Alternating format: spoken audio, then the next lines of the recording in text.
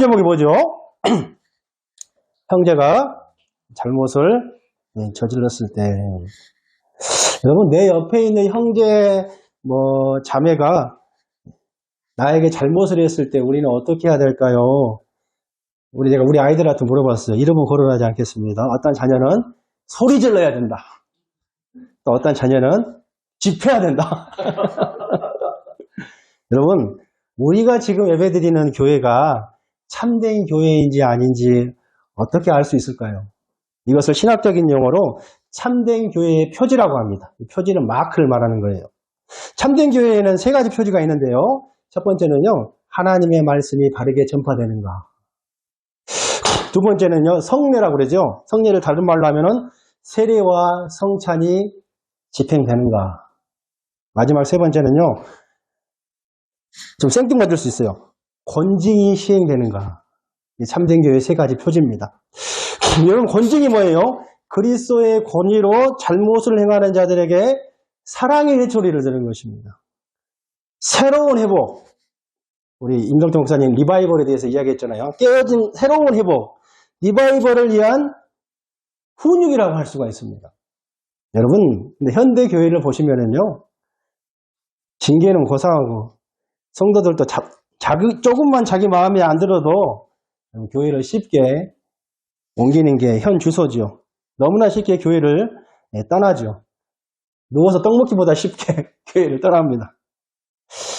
제가 목회하면서 제일 힘든 문제 중에 하나가 누군가가 큰 잘못을 저질렀을 때 그 잘못한 것을 말해줘야 하느냐 아니면 덮어줘야 하느냐 그 문제였습니다. 여러분 같으면 어떻게 하시겠습니까? 저는 가능하면 말하지 않습니다.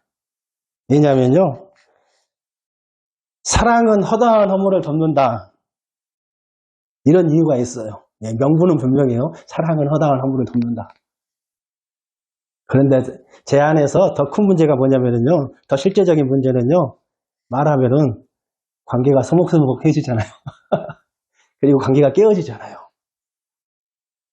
가족끼리도 쉽지 않은 것 같아요. 그런데 성경은요, 그들을 바로 잡아줘야 된다고 이야기를 하는 거예요. 바로 잡아줘야 된다. 1절 상반절. 우리 1절 한번 다시 읽어볼까요? 시작. 형제들아, 사람이 만일 신령한 일이 드러나거든 신령한 너희는 온유한 심령으로 그러한 자를 바로잡고. 이 바로잡다라는 단어는 카카르티조라는 말인데요. 성경이 쓰여질 당시에 이 단어를 사람들은 의학적인 단어로 이해했다고 합니다. 예를 들어서요, 제가 몇 년 전에 한국의 교회가 강릉 경포대에 수양관이 있었거든요. 1년에 몇 차례씩 수양관에 방문해서 우리 교육자들끼리 회의를 하면서 회의를 하면은 운동도 하거든요. 농구 때도 있고 탁구 때도 있어서 운동을 하는데, 한번 교육자들끼리 농구를 하다가 어떤 한 목사님이, 그 성함이 라스트 네임이 이인데요. 우리 이현우 목사님은 아니고, 이 목사님이 제 손가락을 쳐가지고 농구를 하다가 세상에 저는 깜짝 놀라서 손가락이 일그러져가지고 옆으로 이렇게 이 손가락이 지금 힘이 안 되죠. 조금 가기 힘들잖아요. 이렇게 해가지고 이렇게 된 거예요. 이렇게. 저 깜짝 놀랐어요. 부러져가지고 일그러진 거예요. 와, 굉장히 고민스럽더라고요. 이거 어떻게 해야 되나. 기도에도 안 났고 막. 그래서 인천에 가서 정형외과에서 가서 이제 의사를 만나서 치료를 받았는데, 수술을 받지는 않아도 된다고 그래요. 깨지지 않았기 때문에. 옆으로 부러졌기 때문에 다시 일그러진 뼈를 당겨서 맞추더라고요. 그리고 이렇게 손가락을 견인하면서, 이게 있잖아요. 이렇게 손가락 움직이지 못하도록 깁스를 해가지고 붕대를 감으면서 아마 한참 있었던 것 같아요. 이게 뼈가 달라붙을 수 있도록 그런 기억이 있는데, 이때 바로잡다라는 단어가 바로 그 뜻이에요. 다시 말하면 뭐예요? 뼈가 부러졌을 때 그 뼈를 원상태로 회복시켜 준다. 이 의미로서 신약 성경에서는 이 단어를 이렇게 썼다는 것입니다. 마가복음 1장 19절에 이런 말씀이 있는데 한번 읽어볼까요? 시작. 조금 더 가시다가 야고보와 그 형제 요한을 보시니 그들도 배에 있어 그물을 깃는데. 말씀 많이 들어보셨죠? 그물을 깃고 있는 것. 다시 말하면 뭐예요? 그물을 바로잡고 있었다라고 할 때 이 단어를 쓴 거예요. 여러분 고기를 잡다 보면은, 저도 고기를 많이 잡아봤어요. 제 고향이 신안이기 때문에. 또 우리 할아버지가 어부 출신이셨어요. 어부. 신안 하면은 그 민어가 유명한데요. 네. 낚시질도 많이 하고 그물로 고기도 많이 잡아보고 했었는데, 고기를 잡다 보면 어떻게 돼요? 그물이 때로는 돌에 걸려서 또는 고기 가시에 걸려서 어떻게 돼요? 찢어지는 거예요. 그때 어부가 그물을 원상복구하는 것, 원래의 모습대로 고쳐놓는 것, 그때 그것을 뭐라고요? 바로잡다, 이렇게 쓰는 거예요. 여러분, 더욱이 중요한 것은 오늘 이 바로잡으라는 말씀이 명령형으로 되어 있다는 것입니다. 우리가 바로잡을 수도 있고 그렇게 하지 않을 수도 있는 어떤 선택의 문제가 아니라요, 하나님은 지금 우리에게 명령하고 계세요. 우리 옆에 있는 내 형제와 내 가족이 잘못되었을 때 그들을 책망하고 끝내는 것이 아니라 뭐라고요? 그들을 리바이벌, 온 상태로 복구시켜야 할 의무가 있다고 성경은 우리에게 명령하고 계시는 거예요. 성경은요, 우리가 뭐 무관심하거나 팔짱을 끼고 구경하도록 용납하지 않으세요. 뭐 자기 문제니까 자기가 알아서 하겠지. 뭐 미성년자도 아닌데, 뭐 다 잘하는데 나는 이제 간섭도 하지 않겠어. 말해봤자 뭐해? 관계마다 나빠질 텐데. 지금 누구 이야기하고 있는 거예요? 저 여러분들 이야기하고 있는 거예요. 이와 같은 말들을 우리가 얼마나 많이 들어온 말이요, 또 얼마나 우리가 내뱉은 말입니까? 그러나 성경은 그것을 용납하지 않는다는 거예요. 그러면 구체적으로 어떻게 우리가 바로잡을 수 있을까요? 1절을 다시 한번 읽어보겠습니다. 시작. 형제들아, 사람이 만일 무슨 범죄한 일이 드러나거든 신령한 너희는 온유한 심령으로 그러한 자를 바로잡고 너 자신을 살펴보아 너도 시험을 받을까 두려워하라. 여러분, 어떻게 바로잡으라 하는 거예요? 온유하고, 다시 말하면 뭐예요? 겸허한 심정으로 바로잡아야 한다고 말씀하고 있는 거예요. 여러분, 주변의 형제가 잘못된 것을 볼 때 우리가 어떻게 해요? 인상을 쓰거나 신경질을 내거나 정죄하거나 소문을 퍼뜨리거나, 그게 아니라 뭐래요? 온유한 마음으로, 따뜻하고 부드러운 마음으로 바로 잡아주라고 이야기를 하는 것입니다. 또한 뭐예요? 겸허함과 겸손함으로 나 자신을 돌아보아 그 형제가 받은 시험, 그 형제가 받은 유혹을 너도 받을까 두려워해야 한다고 이렇게 이야기하는 거예요. 아, 저 사람이 저지르는 범죄는 나도 저지를 수 있는 범죄구나. 저 사람이 범한 잘못은 나도 저지를 수 있겠구나. 이렇게 겸손한 마음으로 그에게 접근하라고 명령하세요. 그러면 여러분, 어떻게 이런 겸손한 마음가짐이 가능하겠습니까? 어떻게 잘못한 형제에게 복음적인 태도로 접근하는 것이 가능하겠습니까? 그 방법을 사도 바울은 우리에게 4절, 5절에서 가르쳐주고 있어요. 한번 읽어보겠습니다. 시작. 각각 자기의 일을 살피라. 그리하면 자랑할 것이 자기에게는 있어도 남에게는 있지 아니하리니 각각 자기의 짐을 질 것이니라. 여러분, 다른 사람이 잘못했을 때요, 야, 저 사람 봐라, 손가락질하는 것이 아니라 뭐래요? 먼저 나를 살피라는 거예요. 나는 내 할 일을 다 했는가? 저 사람을 심판하고 판단하기 전에 나 자신을 살피는 거예요. 나는 내 할 일을 다 했는가? 야, 저 아무개 누구 말이야, 거짓말도 잘하고 무책임하고 술 담배도 잘하고 불성실하고 클럽도 다니고 야동도 많이 본다는데, 그런 말을 들었을 때요, 나는 예수 믿는 그리스도인으로서 올바로 살고 있는가? 먼저 뭐라고요? 나 자신을 살펴보라는 거예요. 결과는 그의 마음을 여는 것이지요. 우리의 가족이나 교회 형제 가운데 어떤 사람이 잘못하여 어려운 죄에 빠졌을 때, 여러분, 그들을 실제적으로 어떻게 도울 수 있겠습니까? 저는 지혜로운 방법 3가지를 소개하고 말씀을 마치고자 합니다. 첫 번째는요, 한번 따라해 보실까요? 절대적인 사실에 근거하자. 절대적인 사실에 근거하자. 다시 한번 절대적인 사실에 근거하라. 예, 여러분 어떤 사람이 잘못했을 때 우리가 제일 먼저 해야 할 게요. 절대적인 사실에 근거해야 합니다. 어떠한 소문에도 근거를 두지 마십시오. 이것은 도리어 사람을 죽이는 것입니다. 아무리 친한 친구에게 어떤 소문을 들었다고 해서 여러분 그 말이 절대적인 진실을 내포하고 있다고 생각해서는 안 됩니다. 갑자기 누군가에게 전화가 와서 야, 너 이런 일을 했다면서 하는 것처럼 사람을 고민하게 만드는 게 없는 것 같아요.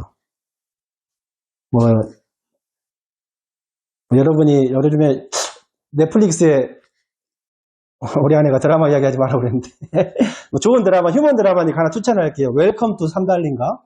예, 그 좋은 드라마 같아요. 참 이렇게.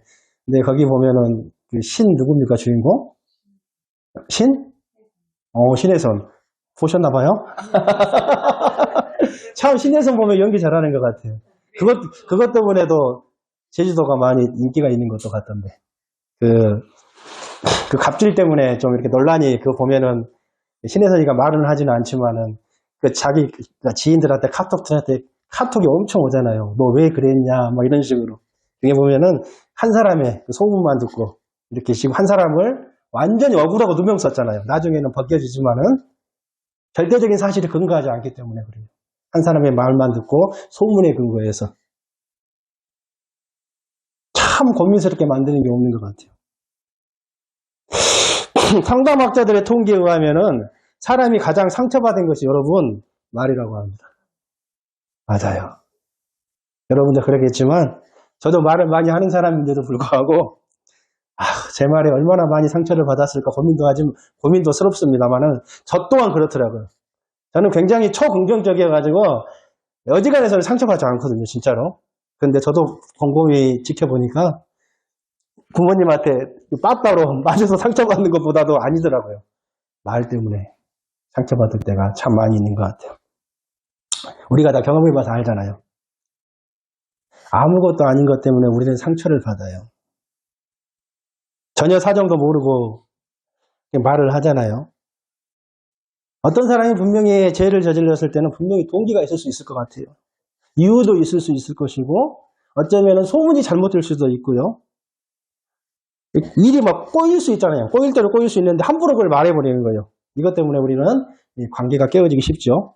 이것 때문에 가정에, 교회에 불화가 오죠. 남을 돕는다고 시작한 일이 결국 그를 망치고 마는 일들을 저는 너무나도 많이 봐왔습니다. 그래서 여러분, 먼저 누가 잘못했을 때요, 소문에 관심을 두기보다는 그 사실을 먼저 우리가 분명히 파악했으면 좋겠습니다. 그 사람을 도우려고 한다면 말입니다. 그 사람을 도우려고 한다면. 그러나 여러분, 내가 도울 마음이 없다면 아예 관심 자체를 가지시면 안 됩니다. 또한 그 사람을 도우려고 한다면 우리가 파악하되 사랑의 마음으로, 어떤 마음으로요? 사랑의 마음으로 우리가 조사해야 돼요. 검사 이상으로 말을 좀 이렇게 와일드하게 표현하자면요. 그만큼 우리가 진지하고 철저하게 그 사실을 분석해야 합니다. 형제들아, 사람이 만일 무슨 범죄한 일이 드러나거든 그러잖아요. 드러나거든. 이거는 소문만 가지고 형제를 바로잡으란 말이 아니에요. 드러나거든. 객관적인 사실을 말하죠. 그러나 우리는 어떻게 합니까? 어떤 소문이 들리면은 팔 소매부터 거듭 붙이고, 저부터 그래요. 저 다혈질이니까. 바로 잡으려고 뛰어드는 거예요. 아무 생각 없이. 베드로 같이요. 그러면 어떻게 돼요? 바로 잡기는커녕 어그러진 뼈를 더욱 어그러뜨리는 거예요. 상처에 식초를 붓는 것과 같은 거예요. 완전히 이를 다 망쳐놓는 거예요. 다시 이야기합니다. 드러나거든. 이 말은 완벽한 객관적인 증거에 의해서 그 죄가 밝히 보이면 조사하라는 말이죠. 만약에 여러분 두 사람이 문제가 생겼다면 반드시 양쪽 다 말을 다 들어봐야 합니다. 한쪽 말만 듣고 믿으면 100% 잘못 판단하는 거예요. 근데 여러분 참 재미있는 것은요. 사람은 다 죄인이기 때문에 자기가 유리한 방향으로 이야기를 하는 것 같아요. 그래서 양쪽 다 말을 들어봐야 돼요. 저 자신도 그래요.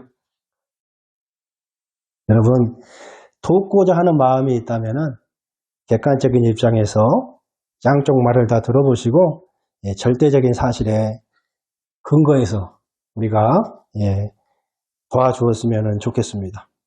두 번째, 도울 수 있는 방법 한 번 더 따라해 보실까요? 적절한 타이밍을 찾자. 우리가 적절한 타이밍을 찾는 게 중요합니다.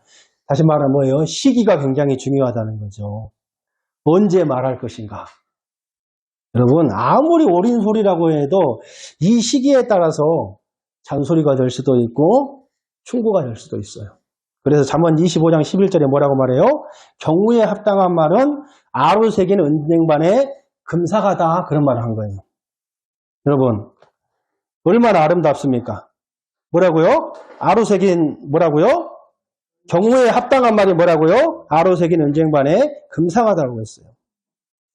이 말의 이면적인 뜻이 무엇이겠습니까? 경우에 맞지 않는 말은 그 말이 아무리 옳은 말이라고 하더라도 뭐라고요? 아로 새긴 은쟁반에 썩은 사과와 같다는 말입니다. 우리가 타이밍을 잘못 맞출 때 아무리 그것이 좋은 말이요 옳은 말이라고 해도 하나의 잔소리가 될 수 있다는 거예요. 또한 그 사람에게 상처를 입힐 수 있는 독화살이 될 수 있다는 것을 우리가 명심했으면 좋겠습니다. 그리고 여러분, 또 하나의 팁은 그 사람에게 충고하기 전에 그 사람과 내가 충분히 좋은 관계가 형성되어야 합니다. 관계가 형성되어 있지 않으면 아무리 좋은 조언도 받아들이지 않는 거예요. 제 친구 목사가 저에게 해준 말인데요. 제 친구가 한국에서 이제 청년들 사역을 하는데 그 청년이 어떤 큰 잘못을 해서 담당 교육자라서 좀 충고를 한 것 같아요. 그 청년이 이런 말을 했다고 해요. 목사님 말이 다 맞습니다. 그런데 목사님 말은 옳은 개소리입니다. 한번 따라해 볼까요? 옳은 개소리다. 여러분, 미국의 유명한 저명 학자가 쓴 책이 개소리라는 책이 있다고 그러잖아요. 농담은 아니고 진짜입니다. 한번 왕년에 내가 이랬는데 그게 개소리라고 하더라고요. 여러분, 왜 옳은 개소리일까요? 관계가 형성되지 않았기 때문에 그렇습니다. 한번 따라해 보실까요? 옳은 개소리 하지 말자. 옳은 개소리 하지 말자. 네, 맞아요. 굉장히 중요해요. 특별히 정상호 목사님은 청년 사역을 하시기 때문에 반드시 옳은 개소리를 하지 마시기를 축원드립니다. 마지막 세 번째, 한번 따라해 보실까요? 지혜로운 말로 접근하라. 지혜로운 말로 접근하라. 한 번 더요. 지혜로운 말로 접근하라. 지혜로운 말로 접근하라. 이렇게 30분이 이렇게 깁니까? 시간을 이렇게 늘리려고 하는데 참 빨리 끝내겠습니다.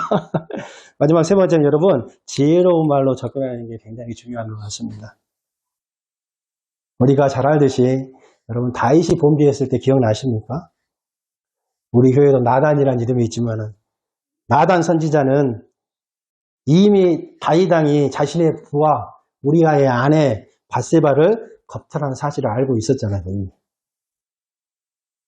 나단이 비록 하나님의 선지자였고 다윗과 둘도 없는 친구였지만 나단은 하나님의 타이밍을 기다리면서 지혜로운 말로 다윗에게 접근했다는 사실을 우리가 잘 알고 있어요. 여러분, 이것이 우리가 취해야 할 방법이에요. 나는 뒤끝이 없으니까 막 말한다. 예? 아빠 같은 막 있잖아요. 응? 나는 돌려 말하지 않아. 이건 어리석은 사람입니다. 절대적인 사실에 근거하는 거 굉장히 중요하죠. 우리가 그까지 온유한 마음으로 적절한 타이밍을 때를 기다리는 것도 굉장히 중요합니다. 그러나 우리가 정말로 지혜로운 말로 접근하는 게 굉장히 또 중요하다는 거예요. 우리는 어떻습니까? 한 사람이 죄를 범하면 소문으로 먼저 그를 죽이죠. 전혀 기도하지 않고요. 내 말과 행동으로 씻을 수 없는 상처를 그에게 남기죠. 저도 그러한 경험을 많이 한 사람입니다. 제 짧은 목회 경험을 통해서 어떤 교인이 잘못되었을 때 제가 기도하면서 성령의 인도하심으로 또 기다리지도 않았고요. 또 온유한 마음으로 내 자신을 돌아보면서 그에게 권면하지도 않았고요. 또 율법적인 방법으로 칼을 휘둘렀을 때가 참 많이 있었습니다. 그러나 그는 결코 돌아서지 않았습니다. 교회를 떠났습니다. 저는 지금도 실패한 사람입니다. 저는 또한 사랑하는 아내에게, 우리 자녀들에게 오래 참지 못합니다. 이것이 우리 모두의 문제인 줄 압니다. 그러나 하나님이 우리에게 위대한 의무 하나를 주셨다는 거죠. 우리 모두는 약한 자예요, 여러분. 인정하세요. 제 질병에 쉽게 빠질 수가 있어요. 우리는 영적 슬럼프, 영적 침체에 빠질 수가 있습니다. 그때 우리가 어떻게 해줘야 돼요? 한 번 더 따라해 보시겠습니다. 서로 짐을 져주어야 합니다. 서로 짐을 져줘야 합니다. 서로에게는 우리가 져야 할 무거운 짐들이 있잖아요. 서로의 수고하고 무거운 짐을 져줘야 해요. 우리 주님도 그랬잖아요. 수고하고 무거운 짐진 자들아 다 내게로 오라 이야기했지 않았겠습니까? 다시 말하면 뭐요? 우리가 서로를 바로 잡아줘야 해요. 절대적인 사실에 근거해서 온유한 심정으로 적절한 타이밍에 맞춰서 지혜로운 말로 우리가 서로를 바로 원상태로 회복시켜줘야 한다는 거죠. 여러분, 이건 참 어려운 일이에요. 그러나 우리가 마땅히 해야 할 일입니다. 또한 이것은 참으로 깊은 지혜를 필요로 하는 일이며 성령의 특별한 도우심을 요구하는 일이죠. 상대방의 마음이 열려져야 하니까요. 바라기는 우리 모두가 신령한 자가 되어서 그리스도의 사랑의 법을 성취할 수 있게 되기를 진심으로 축원드리겠습니다.